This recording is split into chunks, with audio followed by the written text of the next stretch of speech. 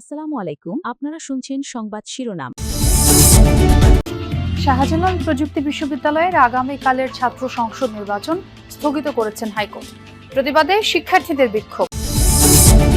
বিভিন্ন স্থানে গণভোটে হ্যাঁর পক্ষে উপদেষ্টাদের প্রচার। নতুন বাংলাদেশ করতে সংস্কার কার্যক্রমকে এগিয়ে নেওয়ার আহ্বান। জামালপুরে বিএনপি জামায়াতের বেশিরভাগ প্রার্থী নিজেদের তুলনায় ধনী দেখিয়েছেন শ্রী। হলফনামার বিবরণ বাস্তবতার বিপরীত বলছেন সচেতন নাগরিকরা। সাভারে পরিত্যক্ত কমিউনিটি সেন্টার থেকে 2 জনের পোড়া মরদেহ উদ্ধারের ঘটনায় ভবঘুরে গ্রেফতার। আরো 4টি হত্যাকাণ্ডে সম্পৃক্ততার দাবি পুলিশ। এতক্ষণ শুনছিলেন সংবাদ শিরোনাম, এখন শুনবেন বিস্তারিত। শাহজালাল বিজ্ঞান ও প্রযুক্তি বিশ্ববিদ্যালয়ের কেন্দ্রীয় ছাত্র সংসদ নির্বাচন স্থগিত করেছেন হাইকোর্ট। 4 সপ্তাহ পর জাতীয় নির্বাচন হয়ে গেলে সাকসু নির্বাচনে কোনো বাধা নেই বলেও জানায় হাইকোর্ট।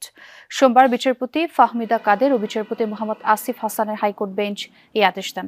আদালতে রিটের পক্ষে শুনানি করেন ব্যারিস্টার রুহুল কুদ্দুস কাজল, ব্যারিস্টার রাশনা ইমাম, ব্যারিস্টার মুনিরুজ্জামান আসাদ। বিশ্ববিদ্যালয়ের পক্ষে শুনানি করেন অ্যাডভোকেট মোহাম্মদ হোসাইন লিপু। রাষ্ট্রপক্ষে ছিলেন অতিরিক্ত অ্যাটর্নি জেনারেল অনিকার হক। রিটকারী আইনজীবী জানান, জাতীয় নির্বাচন হয়ে গেলে সাকসু নির্বাচন আয়োজনে কোনো বাধা নেই। জাতীয় নির্বাচনের আগে যদি ছাত্র সংসদ নির্বাচন হয়, আইন শৃঙ্খলা বাহিনীকে যদি তা নিয়ে ব্যস্ত হতে হয়, তবে তার প্রভাব জাতীয় নির্বাচনে পড়বে বলে জানান আইনজীবীরা। 4 সপ্তাহের জন্য নির্বাচন অন্য কোনো সংগঠনের বা শিক্ষা প্রতিষ্ঠানের হতে পারবে না। এরপরে হতেই পারে ওনারা পুনর্তফসিল ডিক্লেয়ার করে আর একটা নতুন ডেট দিতেই পারে।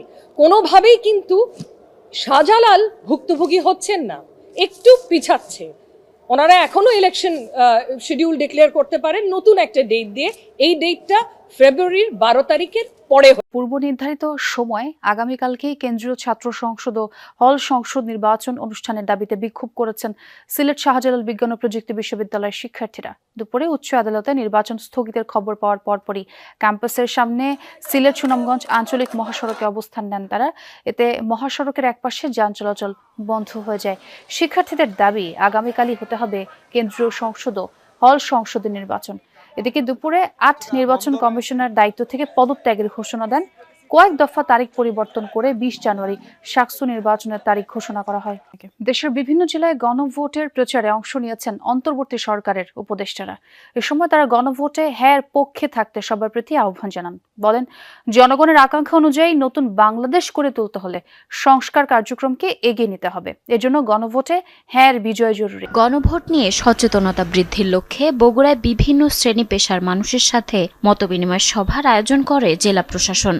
এতে অংশ নেন আইন উপদেষ্টা ডক্টর আসিফ নজরুল। এ সময় তিনি বলেন, গণভোট কোনো দলের চাওয়া নয়, এটি বাংলাদেশের মানুষের স্বার্থ।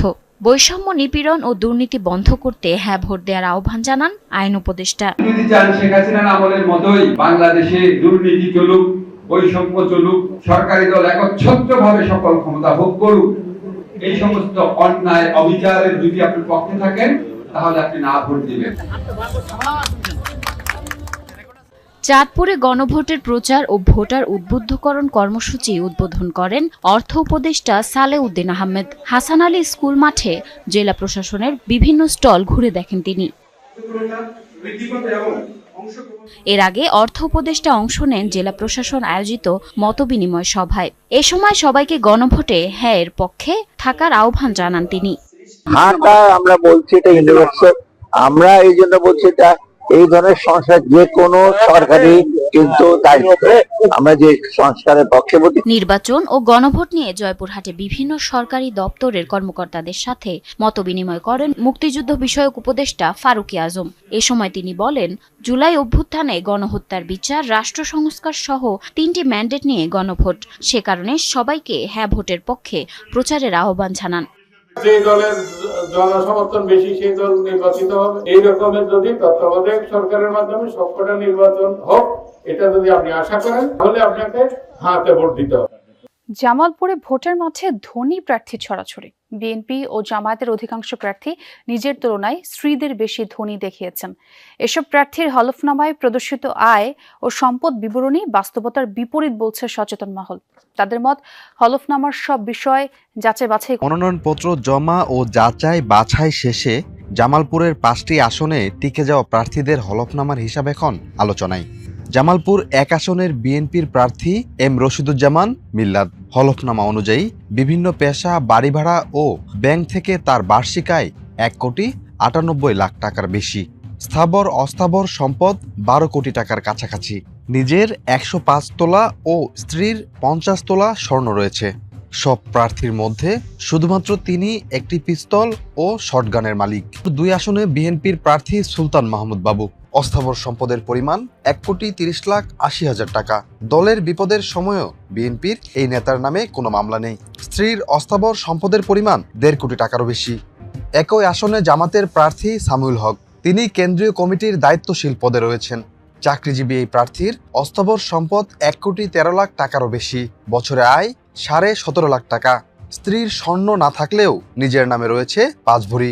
জামালপুর 3 আসনে বিএনপির মনোনীত প্রার্থী মুস্তাফিজুর রহমান বাবুল ব্যবসা থেকে বছরে আয় দেখিয়েছেন 32,16,000 টাকা। অস্থাবর সম্পদ রয়েছে 2,37,00,000 টাকারও বেশি। স্বামী স্ত্রী মিলে 130 ভরি স্বর্ণের মালিক তারা। কি আসনে ইসলামী আন্দোলনের প্রার্থী দৌলুজ্জামান আনসারি। ব্যবসায়ী এই প্রার্থীর বছরে আয় 8,82,000 টাকার কাছাকাছি। নগদ অর্থ রয়েছে 1.5 কোটি টাকার বেশি। স্থাবর মিলিয়ে সম্পত্তি রয়েছে 6.5 কোটি টাকা। পাশাপাশি স্ত্রীও স্থাবর অস্থাবর মিলিয়ে 6 কোটি টাকার মালিক। সাভারে গত 6 মাসের 6টি হত্যাকাণ্ডের পেছনে সরাসরি জড়িত ছিল সিরিয়াল কিলার সম্রাট। দুপুরে সংবাদ সম্মেলনে এমন দাবি করেছে পুলিশ। তবে হত্যাকাণ্ডের কারণ নিয়ে সুনির্দিষ্ট কোনো তথ্য দিতে পারেনি তারা। সাভারের পরিত্যক্ত পৌর কমিউনিটি সেন্টার থেকে 2 পোড়া মরদেহ উদ্ধারের ঘটনায় পুলিশ বাদী হয়ে মামলা করেছে। মামলায় গ্রেফতার দেখিয়ে সিরিয়াল কিলার দাবি করা সম্রাটকে সকালে আদালতে পাঠায় পুলিশ। আসামির 10 দিনের রিমান্ড চাওয়া হয়েছে। এর আগে রোববার বিকেলে থানা রোড এলাকা থেকে ভবু ঘুরে সম্রাট হোসেন ওরফে কিং খানকে গ্রেফতার করা হয়। পুলিশ জানায় সে থানা রোডে বিভিন্ন এলাকায় ঘুরে বেড়াতো, রাতে থাকতো পরিত্যক্ত ওই ভবনে। স্থানীয়রা তাকে পাগল বলেই জানত। রোববার কমিউনিটি সেন্টারটি থেকে 2 জনের পোড়া মরদেহ উদ্ধার করা হয়। নিহতদের পরিচয় এখনো জানা যায়নি। এই নিয়ে গেল 6 মাসে ভবনটি থেকে উদ্ধার হলো 5টি মরদেহ। পুলিশের দাবি এলাকায় ঘটা আরও একটি হত্যাকাণ্ড সহ মোট 6টি হত্যায় জড়িত থাকার তথ্য দিয়েছে সম্রাট। কয়েকটি সিসিটিভি ফুটেজ পর্যালোচনার পর তাকে গ্রেফতার করা হয়েছে। আদালত যদি আমাদের রিমান্ড মঞ্জুর করে সেক্ষেত্রে হয়তো জিজ্ঞাসাবাদে বাকি অংশ, যে উদ্দেশ্য কি, আরো কেউ জড়িত আছে কিনা এবং এই ধরনের ঘটনা অন্য কোথাও সে ঘটিয়েছে কিনা, এই বিষয়গুলো আমরা পরবর্তীতে জানব। ফরিদপুরে একটি ফিলিং স্টেশনে হানা দিয়েছে ডাকাত দল। ভোরে সদরের মুন্সিবাজারে ইউনাইটেড ফিলিং স্টেশনে হামলা চালায় সংঘবদ্ধ ডাকাতরা। ম্যানেজার জানান, একদল ডাকাত দক্ষিণ দিক থেকে এসে 2 কর্মচারীকে অস্ত্রের মুখে জিম্মি করে। পরে ক্যাশ রুমের তালা ভেঙে নগদ প্রায় 2 লাখ টাকা, মোবাইল ফোন সহ মূল্যবান সামগ্রী লুট করে পালিয়ে যায়। খবর পেয়ে ঘটনাস্থলে যায় পুলিশ। আর এই ব্যাপারে আইনগত ব্যবস্থা নেওয়ার কথাও জানিয়েছেন কর্মকর্তারা।